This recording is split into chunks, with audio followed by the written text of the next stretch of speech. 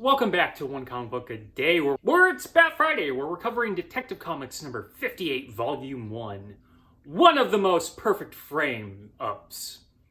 God, that title needs such a rewrite. It needs to be way more active, and just take away one and put the... let's just call it the frame-up, or the perfect frame-up. It's whatever. This is the first ever appearance of the Penguin, Oswald Cobblepot, though not called Oswald Cobblepot. Here he's referred to, at least by the police at one time, as Mr. Boniface.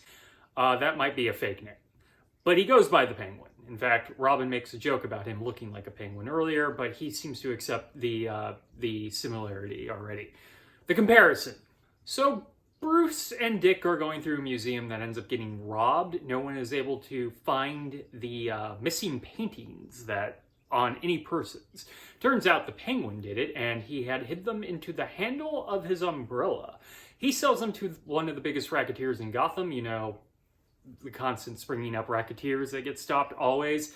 I never understand you're the biggest racketeer in Gotham. Then he gets taken down, and then a few issues later, you're the biggest racketeer in Gotham. Okay. Power vacuums, I guess. He then goes about stealing other things using his cleverness with the umbrella or just being relatively clever. He's actually very much like the Burgess Meredith version that was on the 60s Batman show. It's really uncanny how well that was a depiction of the Penguin. He's not smoking profusely, though. Eventually, he kills the big racketeer and takes over the whole thing. And if you're wondering where this frame-up is coming, it doesn't actually happen until halfway through the story, but at least we do spend a lot of time showing how clever the Penguin is. A lot of it involving, like, he does have the gun umbrella, which is how he kills the racketeer, and a gas umbrella that he uses against Batman. What happens is he robs from himself to get the insurance money, and Batman shows up, and he uses the drug umbrella to knock out Batman. Batman comes to, and Penguin blames him for the robbery, framing him, even though the police don't 100% believe it. And then he has his men grab Batman from an accident they caused while he's being taken to jail. So now it looks real bad for Batman. There's a lot going on to this plan. So he has Batman tied up, and Batman is able to use a phone in the heel of his shoe. Yeah, he has a phone in his heel of his shoe, like he's from Get Smart, and gets Robin to come save him. And Robin does indeed save him. Robin isn't useless in the story. Robin comes in, gets him out. They are able to fight the Penguin, who starts getting away. Well, actually, the Penguin does get away.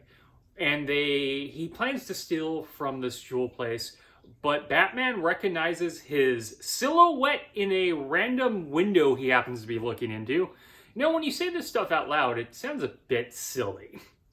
And Penguin does get away in the fight by grabbing onto a train passing by, which is fascinating because he's like this little man who waddles, and Batman is supposed to be this, martial artist and well-trained, but it's like a short dude who waddles. But at least he's clever. Actually, I really enjoyed this story, even though I didn't really go into the specifics of the jewel heist. It kind of keeps happening. He steals something, blah, blah, blah. Batman shows up. But it does spend a lot of time building up the Penguin as a threat. And you know how much I love that, because these stories don't spend a lot of time at building up threats for our characters, like Superman or Batman. They need threats. They need some sort of challenge. And most of the time, they're not dealing with a challenge as much as something that's happening that they just need to get to. Okay, that is it from Detective Comics number 58, Volume 1. One of the most perfect frame jobs. The title, it's such a mouthful. It's so wordy, it needs to be direct. Also, Batman ends up uncovering and proving he was framed, so I don't think that one of the most is very true. So this title doesn't even work. If you enjoyed this video, please like and subscribe. Hit the bell icon to get notifications when a new video goes up. I do this Monday through Friday. But Monday and Thursday, I cover a Superman story in either Action Comic Books or Superman. And please join us next time. Same Bat Day, same comic book channel. Have a great day.